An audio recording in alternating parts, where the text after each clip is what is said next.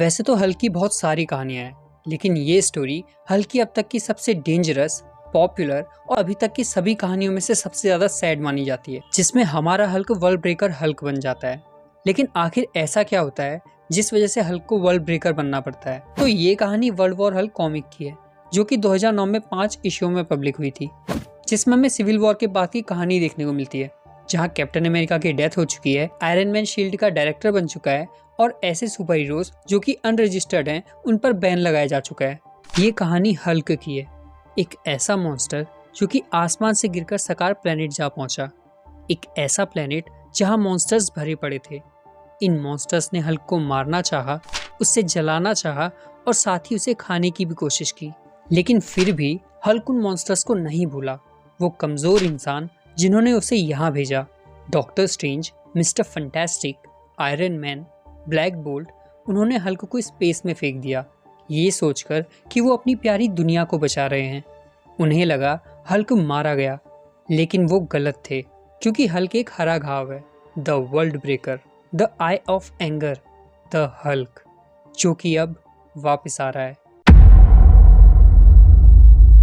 North American aerospace defence command outpost में दो officer एक दूसरे से बात कर रहे होते हैं कि तभी उनमें से एक ऑफिसर बोलती है कि क्या तुमने ये देखा, सेक्टर 24 एप्पल बेकर्स 44 यानी कि मून से बहुत ही अजीब सिग्नल्स आ रहे हैं, ऐसा लग रहा है कि वहाँ कुछ है, कुछ बहुत ही ज्यादा बड़ा। तभी हमें मून पर हल्क दिखाई देता है, जो कि एटलिन की जमीन पे खड़ा है और उसी के पास मेड्यूसा और ब्लैक बोल्ट भी खड़े होते हैं।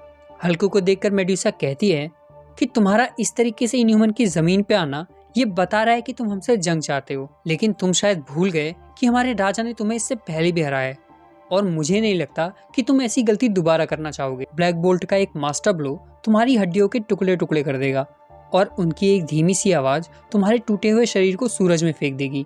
इस पर हल्क गुस्से से ब्लैक बोल्ट से बोलता है, तुमने मुझे स्पेस में फेंका, मेरी दुनिया तबाह कर दी।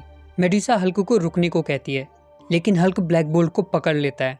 बहुत हो गया। ब्लैक बोल्ट की आवाज की फोर्स से हल्क पीछे गिरने लग जाता है।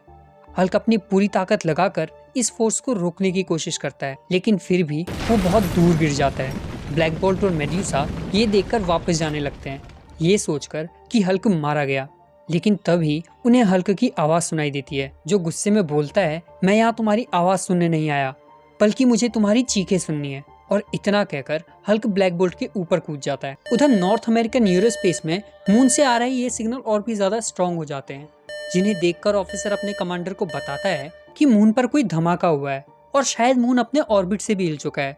लेकिन तभी ये सिग्नल आना बंद हो जाते हैं।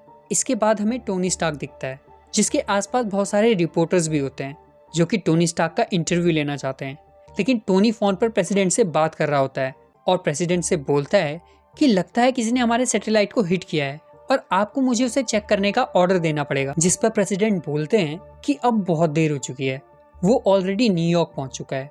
तभी हमें न्यूयॉर्क के ऊपर हल्क की स्पेसशिप दिखाई देती है, जिसे देखकर सभी सिविलियंस बहुत ज्यादा डर जाते हैं। जिसके बाद हमें हल्क की एक बहुत ही बड़ी इमेज दिखाई देती है और हल्क बोलता है, कमजोर इंसानों, मैं यहाँ पर तबाही मचाने आया हूँ, लेकिन उससे पहले तुम्हें ये पता होना चाहिए कि इन सब का जिम्मेदार आखिर कौन है। जिसके बाद शहर की हर स्क्रीन में mister fantastic, doctor strange, iron man और ब्लैक बोल्ट की इमेज दिखने लगती है। हल्क कहता है, तुम इन्हें हीरोज कहते हो और मैं इन्हें मॉन्स्टर्स कहता हूँ।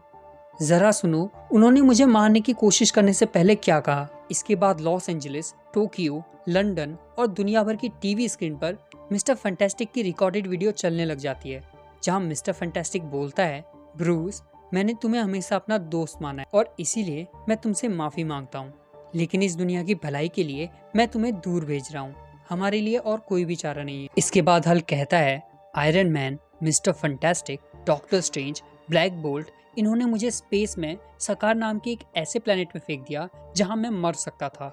वहाँ के राजा ने मुझे अपना गुलाम बनाया और उसके बाद ग्लैडिएटर, इन्होंने मुझे मारना चाहा लेकिन मैं बच गया। इसके बाद हल्क अपने वॉर बाउंड्स की इमेज दिखाता है, जिस हल्क कहता है, हमने एक दुनिया बनाई जहाँ का मैं ग्रीन किंग था और मेरी रानी थी कायरा, लेकिन फिर तुम्हारे हीरोज ने एक बहुत ही बड़ा बम भेज दिया जिससे लाखों लोग मारे गए और अब ये शहर भी इसी तरीके से तबाह होगा। तुम सभी लोगों के पास यहाँ से निकलने के लिए 24 घंटे का समय है। मैं चाहता हूँ कि जब मैं वापस आऊँ तो मेरे सामने मिस्टर फंटास्टिक, आयरन मैन और डॉक्टर स्ट्रेंज हो। अगर वो मेरे सामने नहीं आए तो मैं हर किसी की ऐसी हालत कर दूंगा। ऐसा कहते हुए हल्क बुरी तरीके से जख्मी ब्लैक बोल्ट को सभी को दिखाता है, जिसे देखकर सारे ही लोग काफी ज्यादा डर जाते हैं और इसके बाद हल्क वहां से चला जाता है। इसके बाद हमें आयरन मैन दिखता है, जो कि ऑफिसर से कहता है कि वो सैटेलाइट को ठीक करने के लिए स्पेस में जा रहा है, जिस पर ऑफिसर आयरन मैन को ऐसा करने के लिए रोकते हैं। लेकिन आयरन मैन बोलता है कि मैं पूछ नहीं रहा बल्कि बता रहा हूँ। इसके बाद आयरन मैन सैटेलाइट के पास पहुंचकर ये कहता है कि जब तक मैं सैटेलाइट ठीक कर रहा हूँ तब तक मेरे आसपास नजर रखो। उधर हल्क की शिप का ऑपरेटर हल्क को बताता है कि आयरन मैन सैटेलाइट को ठीक कर रहा है, लेकिन मैंने आयरन मैन को सैटेलाइट्स के बीच में लॉक कर दिया है, जिस पर हल्क आयरन मैन के लिए कहता है कि बेवकूफ इंसान। और तभी सैटेलाइट की एनर्जी आयरन मैन को हिट करती है। आयरन मैन जैसे तैसे उस अटैक से संभलता ही है कि तभी उसे डॉक्टर स्ट्रेंज की आवाज सुनाई देती है, जो कि ये बोल रही होती है कि ब्लैक बोल्ट की आवाज से भी उसका कुछ नहीं बिगड़ा, तो क्या तुम्हें लगता है कि इन मशीनों से कुछ होगा? इस पर आयरन मैन कहता है कि तुम अपने मैजिक से हल्क को कहीं दूर क्यों नहीं भेज देते। तब डॉक्टर स्ट्रेंज बोलते हैं कि इस प्रॉब्लम को हमने खुद क्रिएट किया है और हमें इसको सॉल्व करना पड़ेगा। हमारे पास अभी 24 घंटे का समय है और मेरे साथ ही सिटी को खाली करने में तुम्हारी हेल्प भी करेंगे, लेकिन तुम्हें ये वादा करना होगा कि तुम उन्हें अरेस्ट नहीं करोगे। जिस पर आयरन मैन कहता है ठीक है, लेकिन ये सब खत्म हो जाने के बाद उन्हें खुद को हमारे हवाले करना होगा। इसके बाद डॉक्टर स्ट्रेंज कहते हैं तुम्हें लगता है इसके बाद कोई बचेगा? इसके 47 मिनट बाद हमें आयरन मैन और मिस्टर फैंटास्टिक रॉबर्ट रेनॉल्ड्स यानी कि सेंट्री के घर पे दिखते हैं, जो कि रॉबर्ट से हल्क को रोकने के लिए हेल्प मांगने आए हैं। जिस पर रॉबर्ट कहता है कि जब मैंने लास्ट टाइम हल्क को देखा था तब वो द वॉइड से लड़ रहा था, जिसने हल्क की हड्डियां तोड़ दी थी, लेकिन बाद में जाकर मुझे पता लगा कि द वॉइड तो मैं ही हूँ। आयरन मैन और मिस्टर फैंटास्टिक कहते हैं कि तुमने द वॉइड को हराया है, तुम सेंट्री हो, इस यूनिवर्स के सबसे पावरफुल इंसान। इतना सुनकर रॉबर्ट सेंट्री में ट्रांसफॉर्म हो जाता है और कहता है मैं रेडी हूँ। उधर मैनहट्टन में स्पाइडरमैन शहर खाली करवाने में पुलिस की हेल्प कर रहा होता है। तभी कुछ लोग स्पाइडी से बोलते हैं कि तुम किन की हेल्प कर रहे हो? ये वही लोग हैं जो तुम्हें जेल में बंद करना चाहते हैं और इन्होंने ही हल्क को स्पेस में फेंका था और आज ही हमसे हमारे घर को छीनना चाहते हैं। हम नहीं जाएंगे। और तभी वहाँ पर एक जोरदार आवाज आती है और सबको लगता है कि वहाँ पर हल्क आ गया, लेकिन ये हल्क नहीं बल्कि शी हल्क होती है। शी हल्क कहती है तुम्हें सच में लगता है मैं हल्क हूँ? हल्क मुझसे 1000 गुना ज्यादा ताकत से स्मैश कर सकता है। ये सुनकर सभी लोग वहाँ से जाने लग जाते हैं। पुलिस अनाउंसमेंट के थ्रू सभी लोगों को सेफली वहाँ से ले जाने लगती है। इन्हीं में से एक ऑफिसर स्पाइडरमैन से पूछता है क्या तुम मुझे बताओगे आखिर ये ब्लैक बोल्ट नाम का आदमी कौन है? स्पाइडरमैन कहता है हल्क ने ब्लैक बोल्ट के साथ जो भी किया उससे पहले ब्लैक बोल्ट गैलेक्सी का दूसरा सबसे पावरफुल इंसान था।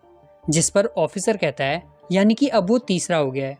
इसके बाद एक लाइट आसमान में दिखती है, जिसे देखकर स्पाइडरमैन कहता है don't worry blonde bombshell the golden guardian आ गया। लेकिन ये और कोई नहीं बल्कि आयरन मैन होता है, जिसे देखकर स्पाइडरमैन दोबारा कहता है बॉस बुरा मत मानना, लेकिन हमने सेंट्री को एक्सपेक्ट किया था। तब आयरन मैन कहता है वो यहाँ होगा, लेकिन तब जब सही समय आएगा। तभी स्पाइडरमैन के स्पाइडी सेंसेस बजने लग जाते हैं और एक बार फिर से मैनहट्टन के आसमान में हल्क की स्पेसशिप दिखाई देती है, जिसको देख के Iron Man, She Hulk, Samson, Cage, Wonder Man और मिस मार्वल से कहता है ये मेरी लड़ाई है, तुम लोग सिविलियंस को बचाओ और तब तक अटैक मत करना जब तक हम में से एक न हार जाए। इसके बाद हल्क और आयरन मैन एक दूसरे की तरफ तेजी से बढ़ने लग जाते हैं, जिसके बाद इन दोनों के बीच एक बहुत ही जोरदार टक्कर होती है, जिसकी वजह से इतनी पावरफुल शॉकवेव निकलती है जो कि सबको हिला के रख देती है।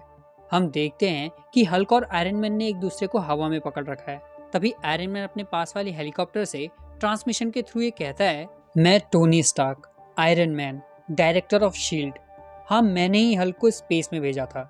अगर आप लोग इसका ब्लेम किसी को देना चाहते हो तो मुझे दो, लेकिन मैंने जो भी किया, जो भी आज करूँगा, वो सब इस दुनिया की भलाई के लिए होगा। किसी ने मुझसे कहा था कि बड़ी ताकत के साथ बड़ी जिम्मेदारी भी आती है, और ऐसा कहते हुए हल्क आयरन मैन को नीचे ज़मीन में फेंक देता है। इसके बाद आयरन मैन दोबारा कहता है इस आर्मर को पहनने के बाद मैं आप सभी लोगों से ज़्यादा ताकतवर हो जाता हूँ और मेरे ऊपर सबसे ज़्यादा जिम्मेदारी भी आ जाती है, लेकिन आज मैं अपना काम पूरा करूँगा और मैं आपको बचाऊँगा चाहे कुछ भी हो जाए। और ऐसा बोलकर आयरन मैन हल्क को एक ज़ोरदार पंच मारता है, जिससे हल्क बिल्डिंग तोड़ता हुआ बहुत दूर जा गिरता है। उधर दुनिया भर में सभी लोग इस लड़ाई को देख रहे हैं। साथ ही हल्क का पुराना दोस्त रिक जोन्स भी इस लड़ाई को देख रहा होता है। इसके बाद हमें दोबारा हल्क दिखता है और आयरन मैन बोलता है कि मैंने हल्क के अंदर कुछ नैनोबॉट्स डाल दिए हैं जो कि उसकी पावर्स को और बढ़ने से रोकेंगे। लेकिन इसकी कोई गारंटी नहीं है कि ऐसा कितनी देर चल पाएगा। मैं जानता हूँ कि मेरा दोस्त ब्रूस बैनर यही चाहेगा, तो इसकी जिम्मेदारी मैं लेता हूँ। ऐसा कहते ही प्लेन्स हल्क के ऊपर मिसाइल्स फायर कर देते हैं, जिससे वहाँ पर एक बहुत ही बड़ा धमाका होता है। इस धमाके के बीच हल्क अपनी वाइफ का नाम जोर से चिल्लाता है और वो अपनी वाइफ कायरा के साथ बिताए पलों को याद करता है कि कैसे सकार प्लेनेट में शिप के ब्लास्ट की वजह से उसकी वाइफ की डेथ हो गई थी। जब इस धमाके की आग हटती है तब हल्क आयरन मैन को देख के गुस्से से चिल्लाता है, तुमने उसे मार डाला। ये देखकर जब तक आयरन मैन को ये समझ आता है कि हल्क कंट्रोल खो रहा है, तब तक हल्क आयरन मैन के आर्मर पर अटैक कर देता है और उसे पकड़कर बिल्डिंग में फेंक देता है। सारे ही सुपर हीरोज इस फाइट को देख रहे होते हैं, लेकिन आयरन मैन के ऑर्डर्स की वजह से कोई भी कुछ भी नहीं कर पाता। उधर हल्क आयरन मैन के ऊपर एक के बाद एक अटैक करता जाता है और ऐसा करते हुए बिल्डिंग टूटकर नीचे गिर जाती है और हर तरफ सिर्फ मलबा ही मलबा होता है। सभी हीरोज ये देखने के लिए आगे आते हैं कि आखिर क्या हुआ, आखिर इन दोनों में से कौन जीता। लेकिन जब इस मलबे का धुआं हटता है तो उसमें से निकलता है वर्ल्ड ब्रेकर हल्क।